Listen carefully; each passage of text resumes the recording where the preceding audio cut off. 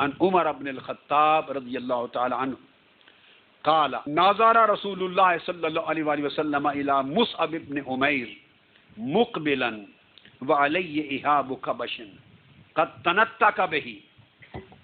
عمر فاروق رضی اللہ تعالیٰ عنہ فرماتے ہیں کہ حضرت مصعب بن عمیر آقا علیہ السلام کی طرف آ رہے تھے، صحابہ کرام کی مجلس ہے، اس مجلس میں آقا علیہ السلام بیٹھے ہیں، مصعب بن عمیر آ رہے ہیں اور آپ نے مینڈے کی کھال اپنی کمر کے ساتھ باندھ رکھی، ننگا بدن ہے، مینڈے کی کھال ہے وہ باندھ رکھی ہے اپنے بدن کے ساتھ، ارد گرد لپیٹا ہوا ہے اسے۔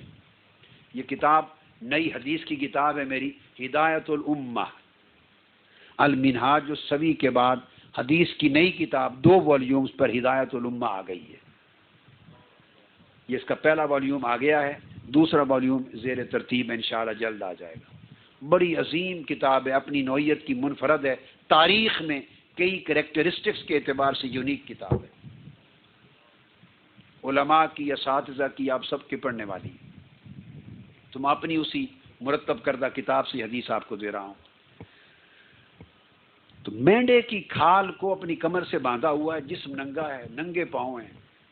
آقا علیہ السلام نے فرمایا قربان جائیں صحابہ کرام سے، فقال النبی صلی اللہ علیہ وسلم انظروا الی ھذا الرجل، صحابہ کرام سے فرمایا اس شخص کو ذرا دیکھو، مصعب بن عمیر کی طرف اشارہ کر کے فرمایا اس شخص کو دیکھو، الذی نور اللہ قلبہ، یہ وہ شخص ہے جس کے دل کو اللہ نے اپنے نور سے روشن کر دیا،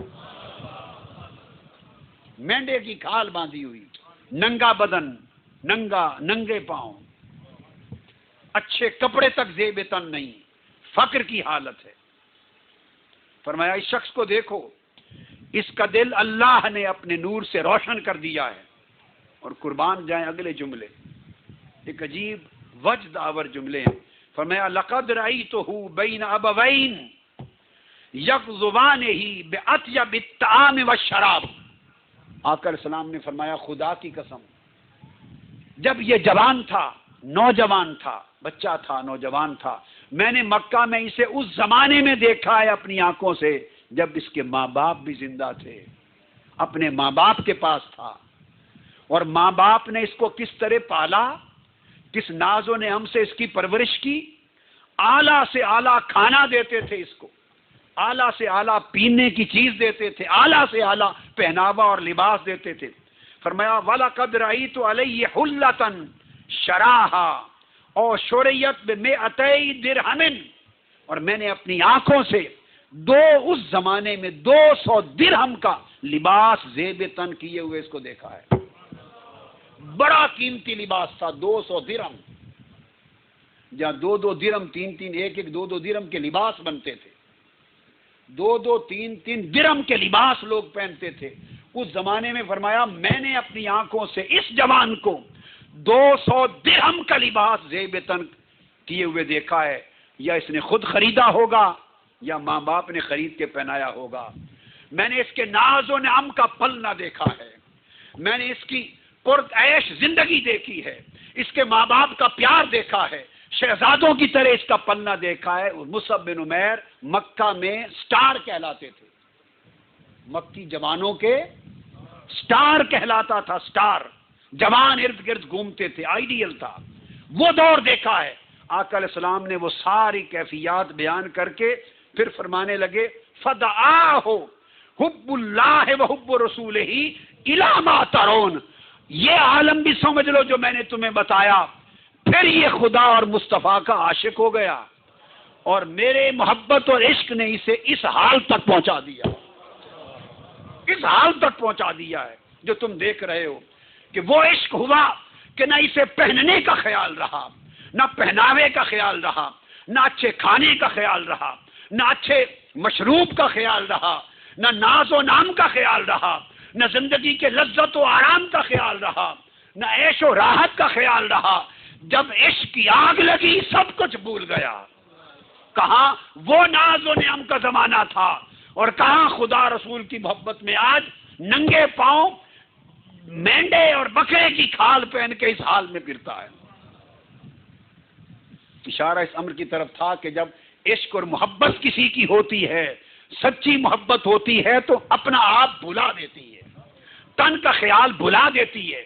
لوگوں من اس وقت تک نہیں سنورتا، اور نور اللہ قلبہ کے تحت من میں اس وقت تک روشنی نہیں ہوتی. اندر کا اندھیرا کوٹھا اس وقت تک روشن نہیں ہوتا جب تک تن کا خیال بھول نہ جائے.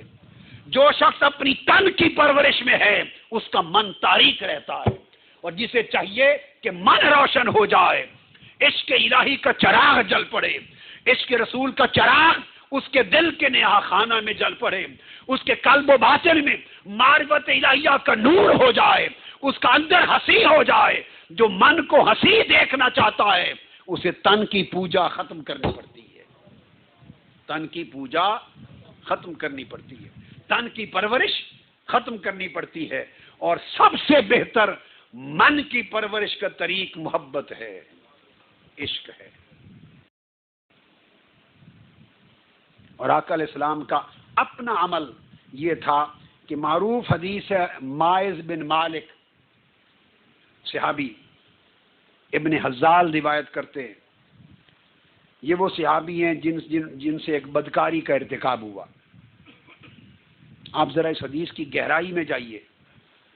چل کے اتنا کریکٹر اگر غلطی ہو گئی تو اخلاق اتنا بلند کر دیا تھا، غیرت دین، غلطی ہو گئی بشری کمزوری کے تحت، مگر چل کے خود آ گئے آقا علیہ السلام کی بارگاہ میں اور آ کے عرض کیا، یا رسول اللہ میں بدکاری اور بڑے گناہ کا مرتکب ہو گیا ہوں، فاقم علیہ کتاب اللہ، مجھ پر اللہ کی کتاب کا قانون جاری کریں، حد جاری کریں. یہ کردار پیدا کیے تھے آقا علیہ السلام نے. اگر گناہ کبیرہ اور جرم بھی ہو جائے تو چھپائیں نہیں، جھوٹ نہ بولیں، خود آ کر سزا کا مطالبہ کریں. This was the character which was given by Holy Prophet صلی اللہ علیہ وسلم to the mankind. تو آگے سنیے پھر آقا کا طرز عمل. سنا فَأَعْرَضَ عَنْهُ، آقا علیہ السلام نے چہرہ مبارک دوسری طرف کر دیا، بات سنی انسنی کر دی. یہ مزاج ہے اسلام کا. وہ کہہ رہا ہے میں نے بدکاری اور بڑا گناہ کیا ہے، مجھ پہ حد جاری کریں. آقا علیہ السلام بات سنی انسنی کر کے چہرہ مبارک پھیر لیتے ہیں. وہ پھر سامنے آ کے دوبارہ عرض کرتے ہیں، یا رسول اللہ انی زنیت فاقم علیہ حدا کتاب اللہ، میں نے گناہ کیا ہے، مجھ پر اللہ کی حد جاری کیجئے. آپ پھر فاعرض عنہ، چہرہ مبارک پھیر لیتے ہیں. وہ تیسری بار عرض کرتے ہیں، یا رسول اللہ میں نے بڑا گناہ کیا ہے، مجھ پہ حد جاری کر دے. آئی وانٹ ایگزیکیوشن آف حد، I want the punishment to be executed on me. حضور علیہ السلام نگلیکٹ کرتے، پھر ادھر پھر آگے. چوتھی بار پھر عرض کرتے ہیں آ کر. جب 4 بار وہ عرض کر چکے تو آقا علیہ السلام فرماتے انک قلتھا 4 مرات، تو نے 4 بار یہ بات کہی ہے، کنفیشن کیا ہے. اب بتا کس سے یہ گناہ کیا ہے، کس کے ساتھ؟ اب کراس ایگزامینیشن کر رہے ہیں تاکہ کہیں ڈاؤٹ کریٹ ہو جائے اور معاف کر دوں. کوشچننگ کر رہے ہیں، کراس ایگزامینیشن. کس سے کیا ہے؟ اس نے کہا فلاں سے کیا ہے. He wants to be sure whether he is specific or not. پھر آقا علیہ السلام نے فرمایا کہ کیا اس طرح کیا ہے گناہ؟ جی ہاں میں نے اسی طرح کیا ہے.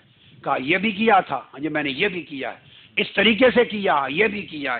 کئی سوال کیے ہیں تاکہ کہیں پھسل جائے. آقا علیہ السلام کا عفو درگزر کا ارادہ دیکھیے، ادھر اس کا سزا لینے کا پختہ عزم دیکھیے. یہ کردار تھے. جب اس نے کوئی راستہ نہیں چھوڑا اپنے بچاؤ کا تو آقا علیہ السلام نے کچھ لوگوں کو بھیجا، جاؤ اس کے قبیلے اور برادری سے جا کے پوچھو اب ہی جنون، کیا یہ دماغی مریض تو نہیں ہے؟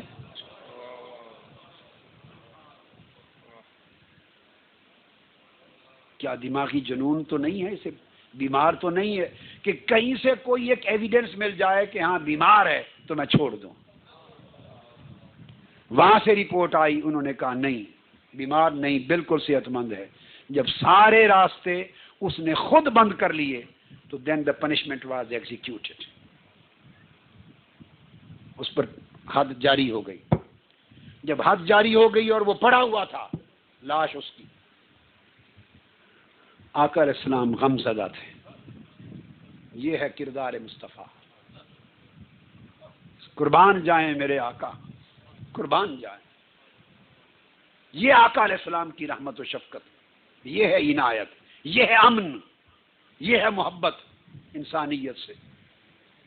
حد جاری ہو گئی، راستہ نہیں بچا، غم زدہ بیٹھے.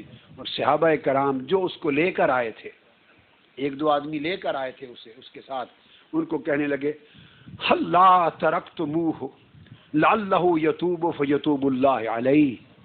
تم نے اس کو چھوڑ کیوں نہ دیا، میرے پاس کیوں لے آئے؟ اگر تم چھوڑ دیتے شاید وہ توبہ کر لیتا تو ممکن ہے اللہ اس کی توبہ قبول کر لیتا. ان سے کہنے لگے آقا اتنے غم زدہ بیٹھے ہیں. یہ ہے منشأ مصطفیٰ، یہ منشأ رسول ہے، یہ اصل روح اسلام ہے. پھر اسی حدیث کے بارے میں ایک اور روایت میں آگے آتا ہے کہ آقا علیہ الصلوۃ والسلام نے بلایا اس شخص کو، ابن حزال کو، جو لایا تھا، اور لا کے ماعز بن مالک کی حد کا قصہ یاد کر کے فرمانے لگے یا حزال لو کنت سترتہ بثوبک کان خیرا مما صنعت بہ. خدا کی قسم اگر تم اس پہ پردہ ڈال دیتے، اپنے کپڑے میں چھپا دیتے اور کسی کو خبر نہ ہونے دیتے اور بات مجھ تک بھی نہ پہنچاتے، تو خدا کی قسم اس کو چھپا لینا اس عمل سے بہتر ہوتا جو میرے پاس لا کر سزا دلوائی ہے. ایک جوان آیا ہے قریشی آقا علیہ السلام کی خدمت میں، آ کے کہتا ہے یا رسول اللہ علیہ وسلم میں آپ کی تعلیم دین کے احکام سارے ماننے کو تیار ہوں، صرف میں بدکاری نہیں چھوڑ سکتا. آپ کے سارے حکم مانوں گا، صحابہ کرام کی مجلس، بدکاری نہیں چھوڑ سکتی وہ کروں گا. اگر آج کے دور کا کوئی مبلغ ہوتا، کوئی مفتی ہوتا، آپ اندازہ کر سکتے ہیں اس کا حشر کیا ہوتا. مسجد میں صحابہ کرام کی مجلس سے آقا علیہ السلام کی بارگاہ، اور اس کی جرت جسارت کہتا ہے کہ میں بدکاری نہیں چھوڑ سکتا، باقی سب باتیں مانوں گا.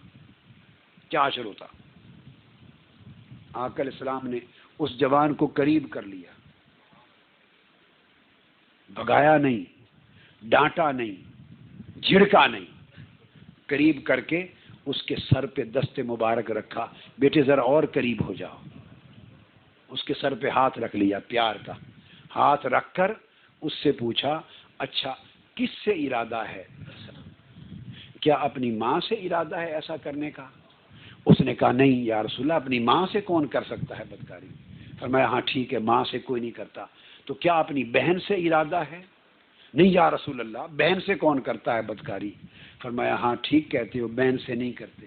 اچھا کہیں اپنی بیٹی سے ارادہ ہے؟ نہیں یا رسول اللہ، بیٹی سے کون کرتا ہے؟ پھوپھی سے ارادہ ہے، خالہ سے ہے. 5-6 سارے رشتے بول دیے، اس نے ہر ایک کا انکار کر دیا. آقا علیہ السلام خاموش ہو گئے. اس کو اس انداز سے حکمت کے ساتھ سکھا دیا کہ بیٹے جس سے بھی کرو گے وہ کسی کی ماں ہوگی، تمہارے بھائی کی تو تمہاری ماں ہوگی، یا کسی کی بہن ہوگی سو تمہاری بہن ہوگی، کسی کی بیٹی ہوگی سو وہ تمہاری بیٹی. یعنی ہر مسلمان بھائی کا جو رشتہ ہے دوسرے سے وہ تمہارا رشتہ ہے. صحابہ کہتے ہیں اس رب کائنات کی عزت کی قسم جس کے قبضہ قدرت میں ہماری جان ہے، آقا علیہ السلام نے کوئی جھڑکا نہیں تھا، اتنی باتیں کی، اس کو بھیج دیا.